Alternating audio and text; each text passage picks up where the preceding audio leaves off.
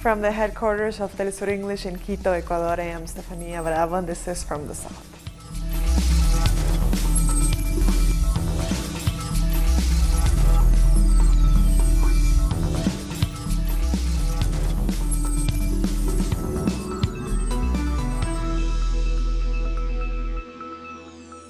Honduran families are mourning a young migrant who died on his way to the United States. The young man fell from the back of a riding truck while the caravan was crossing Mexico. During his wake at a family hometown in Honduras, his father said his son was merely looking for a better life.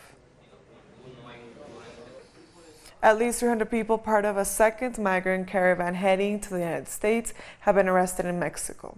They were stopped by the federal police and authorities of the National Institute of Migration in their way to the city of Tapachula.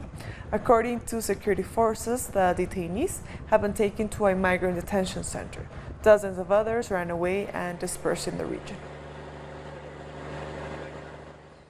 It's been a week since the first group of the Honduran migrant caravan began walking through Mexico, and the strain is beginning to show. Our correspondent is with them. For 7 days, they have been walking along this Pan-American highway. Exhaustion is setting in. They advance a few kilometers, then wait until a vehicle stops to hitch a ride. Litsi Johanna couldn't keep going. She feels tired, but she still hopes to reach the U.S. to help the family she left in Honduras. I was able to get in touch with them, but not for several days, since I don't have my phone with me. If my mother can see this, I want to tell her not to worry about me, because I'm okay. Those who are stronger and more agile quickly jump on the trucks, but families with children cannot do it. They keep going on foot. We are traveling with a woman and a sick child, and with my daughter. We have to go slowly because if we go too fast, we won't make it. It's better to go slowly. Local communities prepare to receive the caravan. They gather food, clothing, and medicines. They need medical attention and food above all. Many have blisters from the walking and sunstroke. We had to send one to a rural hospital. They have also set up shelters, especially for women, some of them pregnant, and for the children and adolescents. Our correspondent Pablo Perez has the latest from the Guatemalan border. Well, we're still here in the Cunuman, Guatemala. This is the last part of the Central American country that the Honduran migrants are gonna be until they reach Mexican soil. The news so far is that the Mexican authorities have not opened the gate that divides the two countries, but they are letting the migrants in very small amounts. Yesterday there were 34, and the day before there were 45. The ones that were admitted, and that was under the figure of an application of refugee or asylum status, and those applications have to be processed by the immigration authorities in Mexico. So they are taken to the immigration offices in Tapachula, and the people here, still in Guatemalan soil, they are dubious of the intent of the Mexican authorities. They say that they fear that the Mexican authorities are deporting them without further trial. But so far, Mexican authorities have agreed that they have to honor the international agreements on refugee and asylum petitions, so they have to admit them, but they're doing it very, very slowly, which some people, some analysts said this is a way to persuade the migrants in their intentions to keep on walking further north. But the people here, around 400 Honduran migrants, are waiting for a bigger group that is coming from Guatemala City, So they think that in numbers they can pressure Mexican authorities to let them in so they can go on their way north up to the southern border of the United States. Let's go back to you. We thank Pablo Perez for that report. More News Now spokesperson for UNICEF, Marixie Mercado, has said children in the migrant caravan face violence and abuse. Mercado said Central American children are facing a long, uncertain, and full of dangerous trip to the United States. She also called on authorities to pay attention to the risk of exploitation and violence against them. All governments to make sure that these children have access to all of the protections that are afforded to them under international law.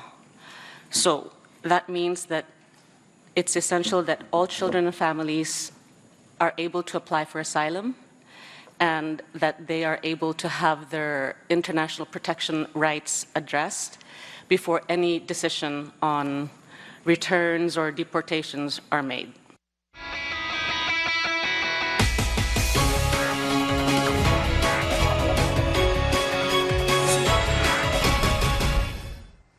And with just 2 days to go before Brazilians choose their next president, the Workers' Party candidate Fernando Haddad is campaigning in the Northeast. Haddad addressed thousands of supporters in the city of João Pessoa. He told them the tide was turning against the far-right frontrunner, and he criticized the recent police repression against university students who were campaigning against Jair Bolsonaro. He's not equipped to govern Brazil. He doesn't have any proposals. He doesn't know the Northeast. He doesn't speak honestly. He spent 28 years in politics, and he never proposed a single useful measure in all that time in Congress. Religious groups in Brazil have protested against the far-right candidate Jair Bolsonaro. The demonstration in São Paulo was called for on Facebook by a number of different faith groups. Their shared message was love will overcome hate, not him. The latest poll by Datafolha shows Bolsonaro's lead falling by 6 points. It gives him 56% compared with 44% for the Workers' Party candidate Fernando Haddad. In the name of God, who we believe in the name of Christ, who we follow, to ask that love overcome hate, because we believe that this candidate, Jair Bolsonaro, that today, unfortunately, is at the head of the polls, is being moved by hate. And as his lead slips somewhat in the polls, the far-right frontrunner seems to be toning down some of his more belligerent rhetoric. Jair Bolsonaro has denied he would be at war with Venezuela, and he also said Brazil would stay in the Paris Climate Accord if he wins. If you put it on paper that neither the region running from the Andes to the Atlantic, passing through the Amazon rainforest, nor the independence of indigenous land that are at risk, I'll sign. Well, I'll maintain the Paris Accord. And early this morning, we were joined by historian and political analyst Vijay Prashad about Bolsonaro and the rise of fascism during these elections.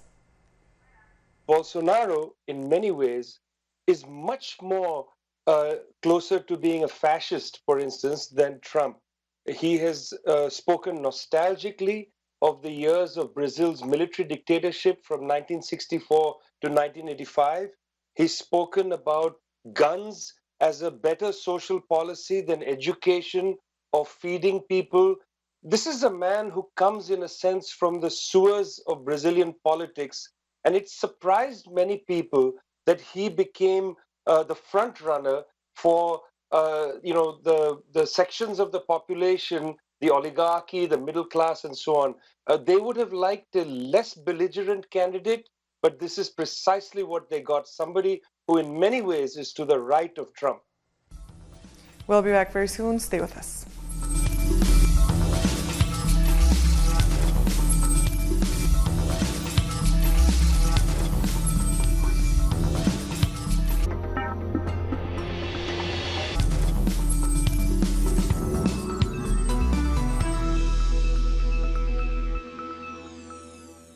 Welcome back. The hearing of Peruvian opposition leader Keiko Fujimori continues. Our correspondent in Lima, Jaime Herrera, has the latest details.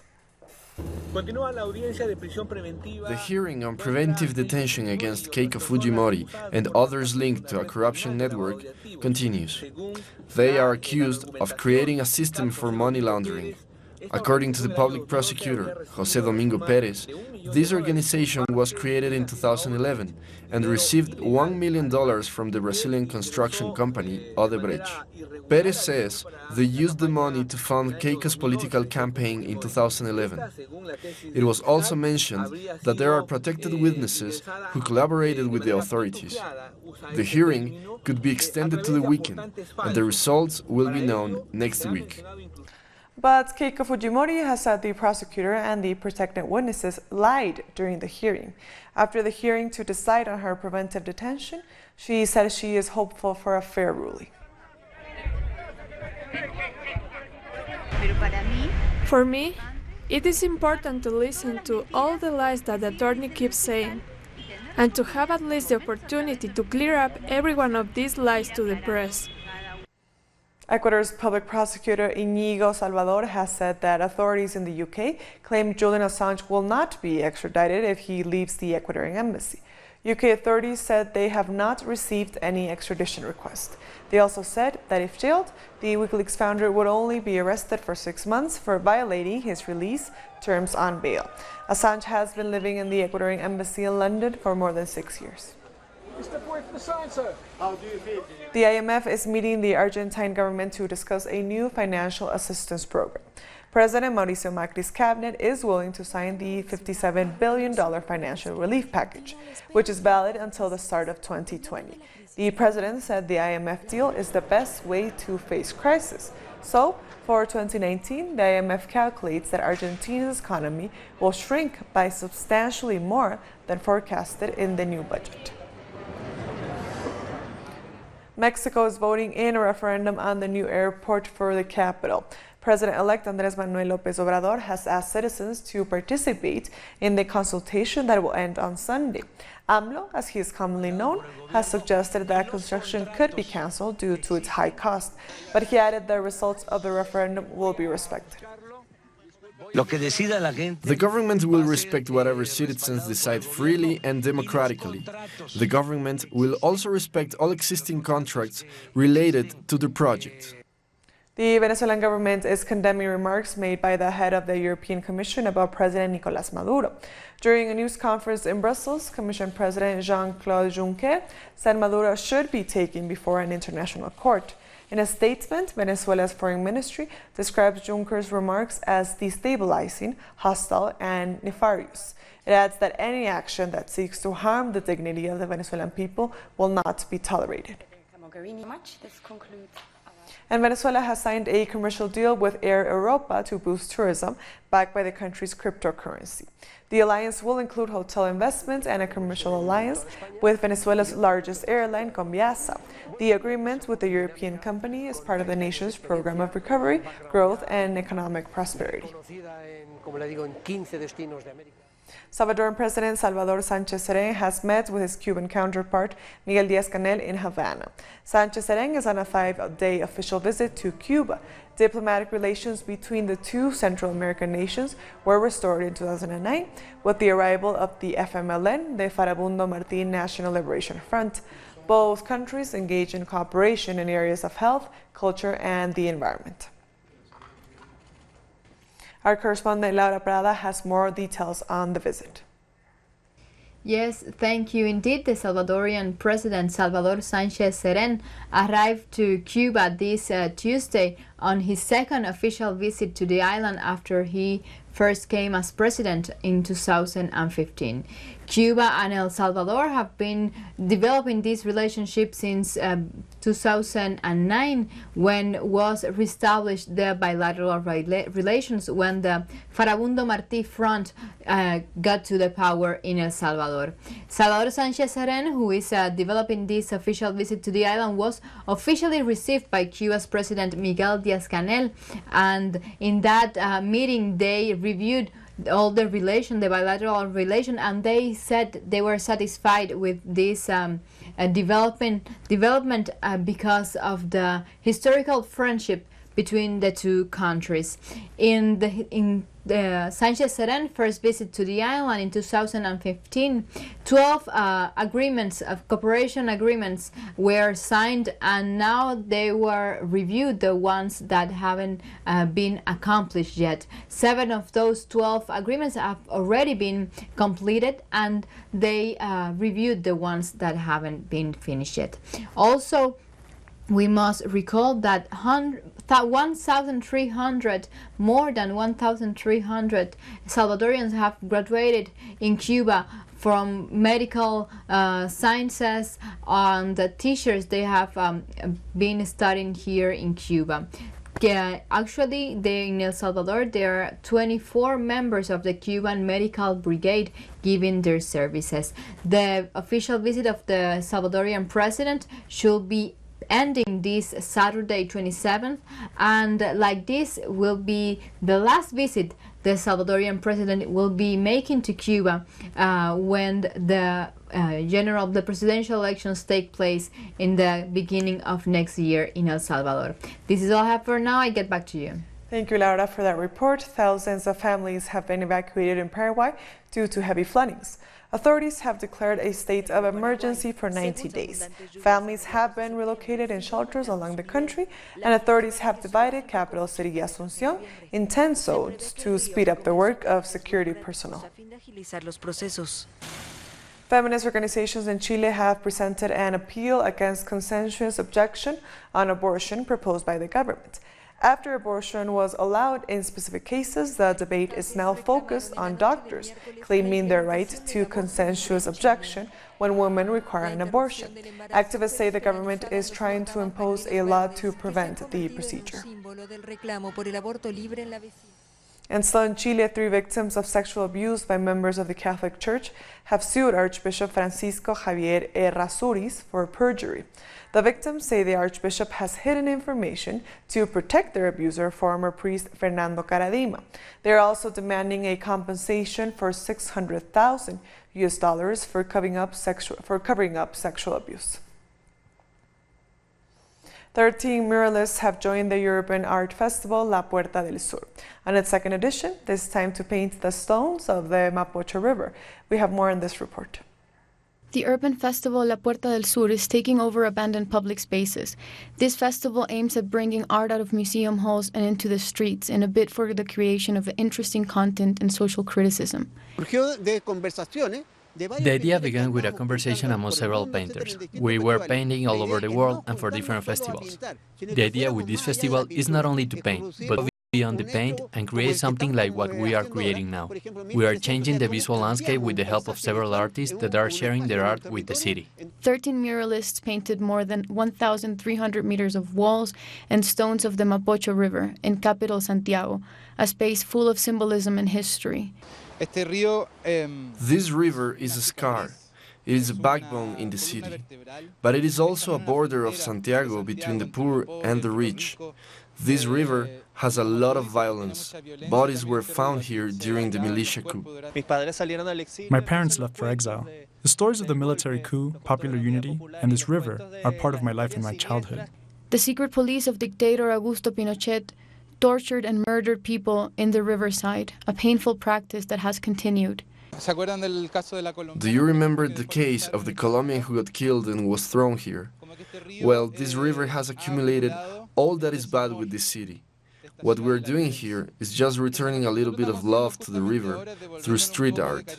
The Venezuelan Chilean muralist Galala has come back to return part of that love. The mural that I came here to do represents a meeting between Venezuelan dancing demons and Chilean dancing demons. This is my way of explaining the encounter of my roots, of my history, my childhood, and all those stories that I have heard all of my life.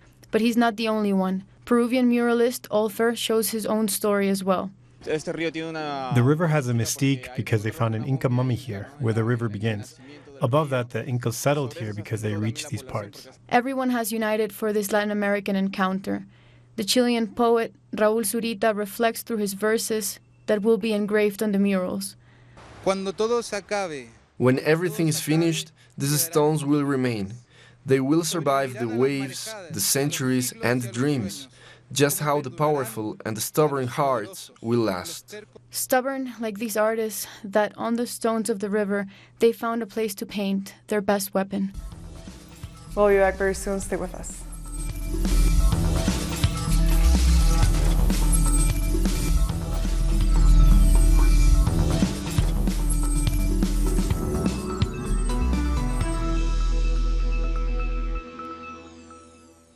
Welcome back. Thousands of people have taken to the streets in the Democratic Republic of Congo against the use of voting machines.